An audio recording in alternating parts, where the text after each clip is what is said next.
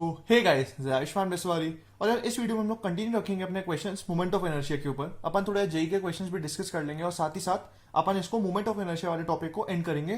कुछ यहाँ पे 8-9 क्वेश्चन है जो कि मोस्ट एक्सपेक्टेड भी बोल सकते हो और कुछ कुछ जेई के हैं, जैसे तुम लोग को दिख ही नहीं ये और यहाँ पे भी एक है। तो बिना टाइम वेस्ट करे अपन शुरू करते हैं वीडियो को। और अगर तुम लोग इस चैनल पर नए हो तो जरूर सब्सक्राइब कर देना। ठीक है, चलो शुरू करते हैं। इसमें मैंने पूछा है कि सॉलिड स्फीयर है और यहाँ इसके अबाउट अगर मैंने घुमाया तो इस सॉलिड स्फीयर का मोमेंट ऑफ इनर्शिया क्या होगा। सीधी सी बात है यार, पैरेलल एक्सिस थ्योरम अपन को लगानी पड़ेगी। तुम लोग को पता है कि यार इसके अबाउट कितना होता है, इस एक्सिस के अबाउट सॉलिड स्फीयर का कितना होता है, 2/5 mr²। ये वाली बात तो पता ही है, अपन ने पिछले वीडियो में कवर करी थी। अब पैरेलल एक्सिस थ्योरम से अगर मैंने दिस प्लस दिस, यहाँ से जो परपेंडिकुलर डिस्टेंस है यहाँ से, ये मान लो अगर यहाँ से डी ले लिया तो 2/5 mr² प्लस md², क्या मेरे पास ये वाली बन जाएगी? बिल्कुल बन जाएगी। और ये d कितना है? d तो मेरे पास रेडियस है, प्लस mr²। तो ये मेरे पास कितना आ जाएगा? ये मेरे पास आ जाएगा 7/5 mr²। ठीक है, ये अपन का हो गया इसके अबाउट मोमेंट ऑफ एनर्जी। अब बात आती है अगले क्वेश्चन की। ये वाला क्वेश्चन अपना जेई में आ चुका है, तो इसको थोड़ा ध्यान से अपन को देखना बनता ही है।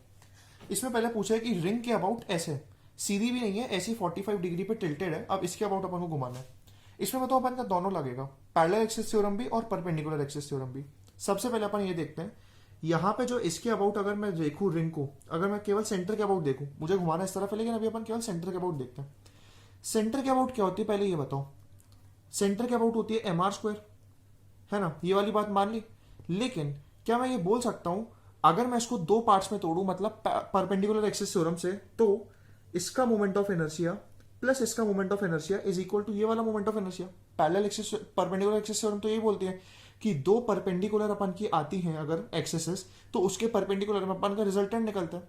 तो दिस mr² मतलब ये जो है इज इक्वल टू, अगर मैं इसका कुछ x मान लूं, इस वाले एक्सिस के अबाउट अगर कुछ मैं x मानूं, तो x² प्लस x², मतलब is equal to x plus x, मतलब इसका अबाउट मोमेंट ऑफ इनर्शिया। तो x कितना आ गया? mr²। लेकिन ये mr²/2 किसके अबाउट आया? ये भी इसके अबाउट आया। अब मुझे इसके अबाउट निकलेगा, क्या मैं इसको यहां से यहां तक शिफ्ट कर सकता हूँ? बिल्कुल कर सकता हूँ। बस फर्क ये है कि मुझे यहां से ये वाली डिस्टेंस निकालनी पड़ेगी। ये वाली डिस्टेंस मैं आराम से निकाल ही सकता हूँ। क्यों? ये वाला डिस्टेंस मेरे पास कितना दे रखा है? r। ये वाला एंगल दे रखा है मुझे यहाँ से 45 डिग्री। तो ये वाला डिस्टेंस कितना हो जाएगा? r cos 45। और r cos 45 कितना होता है? r/√2। r/√2।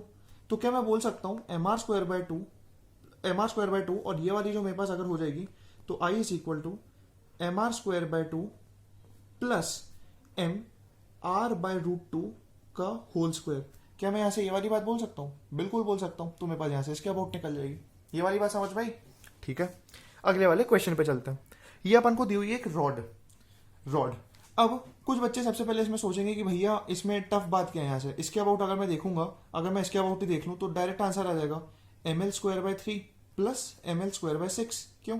ये वाली डिस्टेंस दे रखी है l/6 और अपन को इसके अबाउट निकालना है ml²/6। लेकिन ये पूरी तरीके से गलत है। बताऊं क्यों?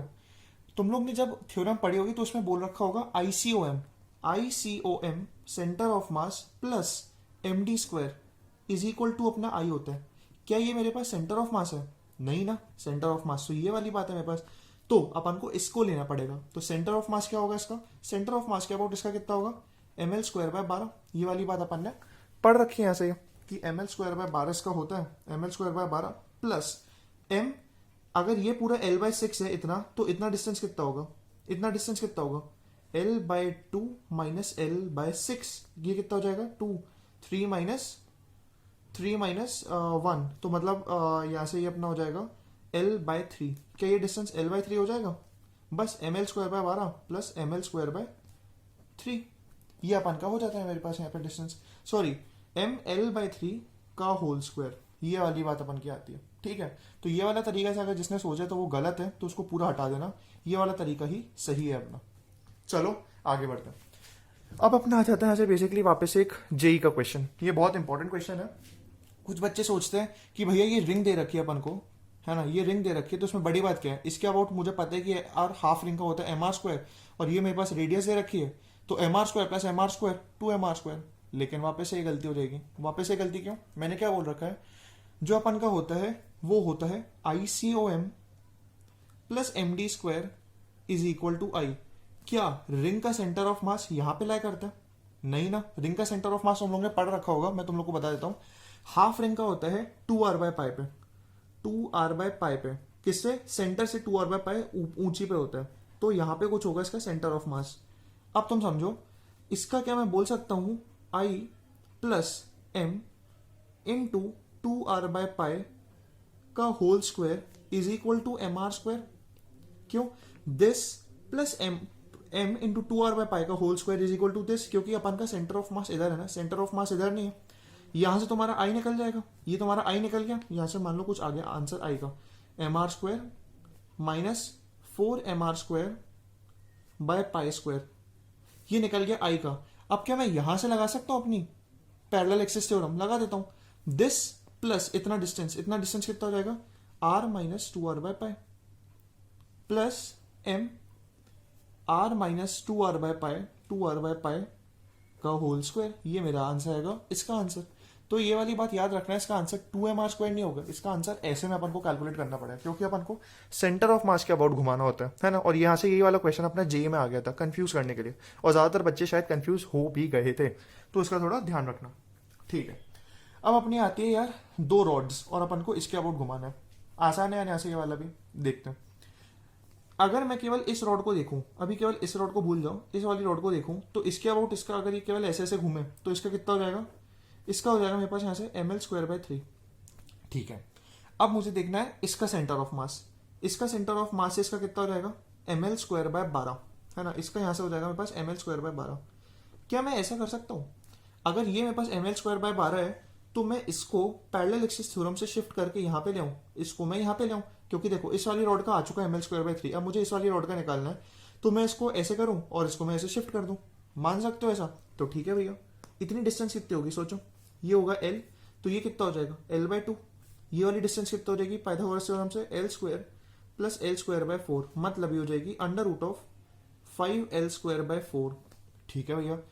तो आंसर कितना हो गया, इसका हो गया ml²/3 प्लस m 5L²/4, इसका आंसर हो जाएगा। ये वाला क्वेश्चन भी एक अच्छा था, जो कि अपन को ऐसे मतलब परपेंडिकुलर एक्सिस थ्योरम और parallel axis theorem, sorry perpendicular axis नहीं, केवल पैरेलल एक्सिस लगी, लेकिन तब भी अपन को सोचने के लिए अच्छा है ये वाला क्वेश्चन, ठीक है। अब अपन का आता है डायरेक्ट रिजल्ट। ये अपन को याद रखना है कि अगर कोई मेरे पास रेक्टेंगुलर प्लेट दे रखी है, रेक्टेंगुलर प्लेट, तो अगर मुझे मान लो इसके अबाउट निकालना है, तो मेरे पास मोमेंट ऑफ इनर्शिया हो जाएगा ma²/3। अगर मुझे ऐसे इसके अबाउट घुमाना है, और अगर ए मेरे पास लेंथ है, बी ब्रेथ है, मुझे इसको ऐसे ऐसे घुमाना है, तो ये मेरे पास हो जाएगा ma²/3। सिमिलरली अगर मुझे इसको ऐसे ऐसे घुमाना है इसके अबाउट, तो ये मेरे पास हो जाएगा mb²/3, mb²/3। ये डायरेक्ट रिजल्ट है यार, मैं इसको प्रूव भी कर सकता हूँ, इंटीग्रेशन का है, ज्यादा टफ नहीं है, बहुत आसान सा इंटीग्रेशन है, कर सकता हूँ, लेकिन अभी अपन को केवल क्वेश्चंस पे फोकस करना है, ठीक है। आगे चलते हैं। ये यार ये वाला जो रिजल्ट है डायरेक्ट अपन का पूछा जा चुका है जेई में, तो इसको याद रखना है। सिमिलरली अब अपन के आते हैं थोड़े से और इंपॉर्टेंट रिजल्ट, एक और रिजल्ट, ये वाला बताऊं तुम पुराने वाले से डिराइव कर सकते हो। क्यों, मैंने अभी यार बताया कि यार इसके अबाउट कितना अपन का था, इसके अबाउट जैसे मैं अगर बोलूं mb², देखो सबसे पहले इसमें बता देता हूँ निकालना किसके अकॉर्डिंग है। ये वाली जो एक्सेस है जो बीच से जा रही है, और ये वाली जो बीच से जा रही है, इस बीच से अगर जा रही है, अगर a लेंथ है तो इसकी आ जाएगी ma²/12, और अगर इसके बीच से जा रही है, इसके बीच से जा रही है, तो ये मेरे पास आ जाएगी mb²/12। इसको तुम ऐसे सॉल्व भी कर सकते हो, कोई बड़ी बात नहीं है। क्यों, इसके अबाउट अपन ने निकाली थी, इसके अबाउट कितनी थी, इसके अबाउट थी अपन की mb²/12, है ना, सॉरी mb²/3, इसके अबाउट मेरे पास थी mb²/3। अब इतनी डिस्टेंस कितनी हो जाएगी b/2, क्या मैं इसको ऐड कर सकता हूँ, प्लस mb/2 का होल स्क्वायर, तो ये कितना हो जाएगा mb²/3 प्लस mb²/4, ये आंसर कितना आ जाएगा 4 3 12, 3 4 प्लस, सॉरी ये ऐसे नहीं, मतलब मैं इसको प्रूफ कर सकता हूँ, अपन को ऐसी बड़ी बात नहीं है, वापस से यहाँ से ये प्रूफ हो ही जाएगा, ठीक है, उसको जोड़ते हैं। अब अगला अपना क्वेश्चन आता है ये वाला। अब अपन को इसके अबाउट घुमानी है, ये वापस से आसान है ना, इसको अपन देख सकते हैं। देखो वापस से अपन का यार परपेंडिकुलर एक्सिस थ्योरम का इसमें खेल लग रहा है। इसके अबाउट मैंने तुम लोग को बताया था, इसके अबाउट कितनी थी इसकी, इसके अबाउट है मेरे पास ma²/3, और इसके अबाउट कितनी है मेरे पास, इसके अबाउट मेरे पास कितनी हो गई mb²/3। क्या मैं इसको ऐड कर सकता हूँ, क्या मैं इसको ऐड करके यहाँ से ये मेरे पास बन सकता है, मेरे पास parallel axis sorry perpendicular axis theorem से दो परपेंडिकुलर का आंसर परपेंडिकुलर है, तो इसका आंसर आ जाएगा ma² + b² / 3। कि ये वाली बात समझ में आई, डायरेक्ट आंसर। बस अपन को देखो ये वाला जो इंपॉर्टेंट केस है m²/12 mb²/12, ये अपन को याद रखना है, मतलब ये डायरेक्ट याद रखना ही पड़ेगा क्योंकि जेई में डायरेक्ट क्वेश्चन पूछे जाते हैं इसके ऊपर। अब अगला क्वेश्चन आता है जेई का। अब देखो इसमें अपन की थोड़ी अच्छे अच्छे कंसेप्ट यूज होते हैं। सबसे पहले मैंने पिछले वाली वीडियो में बताया था कि अगर मैं केवल एक ट्राइंगल का देखूं, देखो सबसे पहले इसको मैं आसान करता हूं। अगर मैं केवल एक ट्राइंगल का निकालूं, जैसे इतने वाले ट्राइंगल का, मतलब सबसे पहले तो अपन को इसका बोर्ड घुमाना। अगर मैं केवल एक ट्राइंगल का निकालूं तो वो कितना होता था mx²/6, ये अपन ने पिछली वाली वीडियो में पढ़ा था। h क्या होती है, इसकी हाइट होती है। क्या मैं इस हाइट को निकाल सकता हूँ, हाइट को निकाल सकता हूँ? निकाल के देखते हैं, चलो क्या होता है। मान लेते हैं इसकी हाइट है h, है ना, मान लेते हैं इसकी हाइट है h। सबसे पहले ये डायगोनल कितना हो जाएगा, ये डायगोनल कितना हो जाएगा √(a²+b²). ठीक है भैया, इसका एरिया कितना है, रेक्टेंगल का एरिया कितना है, AB। क्या मैं इस AB को ऐसे भी लिख सकता हूं, इस ट्राइंगल का एरिया प्लस इस ट्राइंगल का एरिया, और इस ट्राइंगल का एरिया कितना है, हाफ इनटू बेस, बेस कितना है (a²+b², half into base into height, और इंटू टू क्यों, क्योंकि मेरे पास यहाँ से दो ट्राइंगल है तो यहाँ से 2 से 2 कटा। h कितना आ गया, h आ गया मेरे पास यहाँ से AB अपॉन (√(a²+b²). अब क्या मैं यहां से इसको ये बोल सकता हूं कि अब मेरे पास h आ गया तो मैं mx²/6 लगा सकता हूं। अब mx²/6 के लिए अपन को क्या करना पड़ेगा, m/2 इंटू h²/6। m/2 क्यों लिया, क्योंकि इसका मास कितना होगा, इसका मास तो आधा ही होगा ना, अपन केवल आधे का निकाल रहे हैं। अपन क्या कर रहे हैं, इसका निकालेंगे प्लस इसका निकालेंगे, बस आंसर आ जाएगा मेरे पास यहाँ से m/2 प्लस h² कितना हो जाएगा a²b² upon a²+b², mh²/6 into 6 यहाँ से नॉमिनेटर में। ये आया मेरे पास इसके अलोंग, है ना, ये वाला मेरे पास आया इसके अलोंग। सिमिलरली इसका कितना हो जाएगा, सेम ही होगा, इंटू 2 कर देता, तो यहाँ से 2 से 2 कटा, यहाँ से पास आ जाएगा ma²b² अपॉन 6 टाइम्स a²+b²। ये वाला मेरे पास आया था जेई में, तो ये अपन को थोड़ा याद रखना है, ये वाला क्वेश्चन इंपॉर्टेंट है। ठीक है, तो यहाँ से यार अपन के मोमेंट ऑफ इनर्शिया के क्वेश्चंस खत्म होते हैं। होप तुम लोग को काफी कुछ सीखने को मिला होगा, क्योंकि यार ऐसे टाइप के क्वेश्चंस बहुत बार अपने आते हैं जेई में। तुम लोग ने देख लिया होगा कि जेई में भी ज्यादा टफ नहीं आते हैं। बस अपन को एक यहाँ पे ये वाली बात ख्याल रखनी है, ICOM+MD²=I, ये वाली एक इंपॉर्टेंट बात है। ठीक है, तो यहीं पे वीडियो एंड होती है। अगर वीडियो अच्छी लगी हो तो लाइक कर देना, जरूर यार लाइक कर देना, क्योंकि इससे मुझे पता चलता है कि तुम लोग को वीडियो अच्छी लग रही है नहीं। लाइक करना, शेयर करना, और अपने दोस्तों के साथ बता देना कि वो आगे भी इसको शेयर कर देना। So that's all from this video, bye.